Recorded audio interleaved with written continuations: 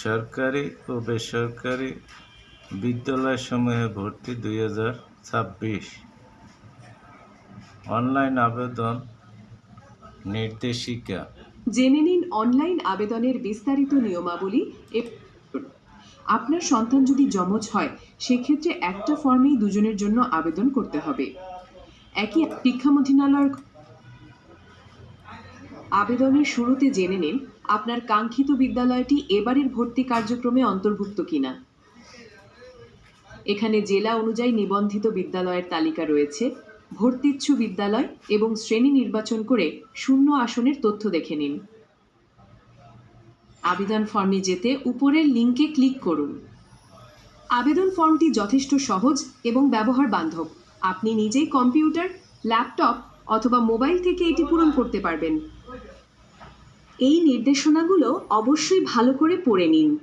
ভর্তিচ্ছু প্রার্থীর জন্ম নিবন্ধন সনদ এবং বাবার ও মায়ের এনআইডি অনুযায়ী ফর্ম পূরণ করবেন। এই ভিডিওটি শুধুমাত্র আবেদনের প্রাথমিক ধারণা দেওয়ার জন্য উদাহরণ হিসেবে নির্মিত। আপনাকে অবশ্যই মূল ফর্ম ও শিক্ষার্থীর তথ্য দিন। যমজ সন্তানদের জন্য যে কোনো একজনের নাম, জন্ম তারিখ ব্যবহৃত হতে পারে। মোবাইল নম্বরটি সর্বদা সচল রাখবেন যেন কর্তৃপক্ষ কোনো SMS প্রদান করলে তা গৃহীত হয়। পিতা মাতার নাম এবং তাদের শনাক্তকরণ নম্বর লিখুন। পিতামাতা মৃত হলে আইনগত অভিভাবকের তথ্য প্রদান করুন। ভর্তিচ্ছু শ্রেণী নির্বাচন করুন। ভর্তি হতে চান সেটি নির্বাচন করুন।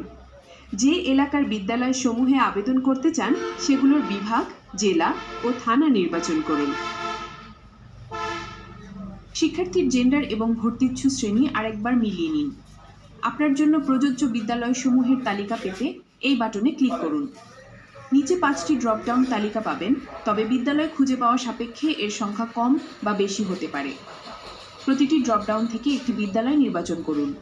একজন প্রার্থী একটি বিদ্যালয়ের একই শিফট এবং ভার্সনের একই শ্রেণীতে মাত্র একবারই আবেদন করতে পারবে। তবে একই বিদ্যালয়ের একটি শ্রেণীর ভিন্ন শিফট বা ভার্সনে আবেদন করার সুযোগ রয়েছে। যেমন এখানে মিরপুর আইডিয়াল গার্লস ল্যাবরেটরি ইনস্টিটিউটে বাংলা ভার্সনের প্রভাতী এবং দিবা শাখায় আবেদন করতে পারবেন। এক্ষেত্রে বিদ্যালয় একই হলেও তা দুটো আলাদা চয়েস হিসেবে গণ্য হবে। যদি তাদের ইংরেজি ভার্সন থাকে সেখানেও আবেদন করা যাবে। GN অর্থাৎ জেনারেল বা সাধারণ সকল আবেদনকারীর জন্য প্রযোজ্য। আপনার জন্য প্রযোজ্য এক বা একাধিক সংরক্ষিত আসনে টিক চিহ্ন দিন। বিদ্যালয়ের ধরন এবং অবস্থান ভেদে সংরক্ষিত আসনের অপশন কম বা বেশি হতে পারে, যেমন ক্যাচমেন্ট কোটা শুধুমাত্র ঢাকা শহরের বিদ্যালয়গুলোর জন্য প্রযোজ্য। নিচে প্রতিটি কোটার কোডের পূর্ণাঙ্গ অর্থ দেয়া রয়েছে। FF অর্থাৎ ফ্রিডম ফাইটার বা মুক্তিযোদ্ধা কোটা নির্বাচন করলে নিচে মুক্তিযোদ্ধা সনদ নম্বর প্রদান করতে হবে।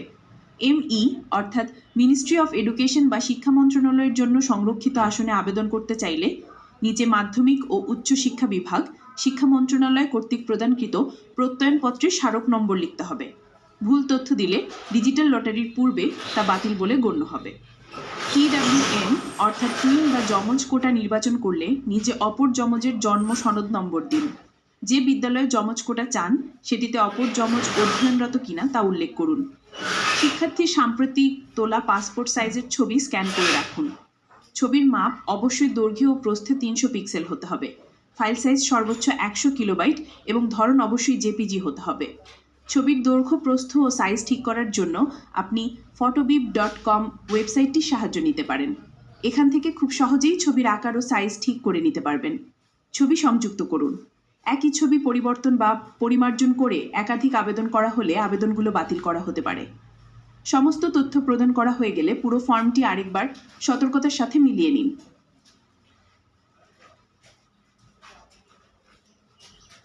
সবশেষে